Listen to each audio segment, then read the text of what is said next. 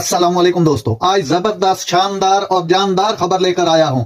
PSL 9 रोजाना 300 छक्के मारने के लिए पेट्रोल पर नहीं चलता। कौमी क्रिकेट टीम के जारे मिजाज बल्लेबाज आसिफ अली ने एक दिन में 300 छक्के मारने से मुताल्लिक बयान की गलत तशरीह करने पर नाकदीन को आड़े हाथों ले लिया है।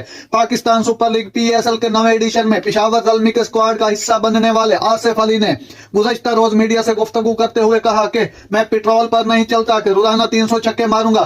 क्रिकेटर ने कहा कि अलबत्ता NCA में टेनिस में प्रैक्टिस के दौरान एक दिन में 100 से ज्यादा छक्के लगाता था ताकि मैच में 4 या 5 छक्के लगा सकूं।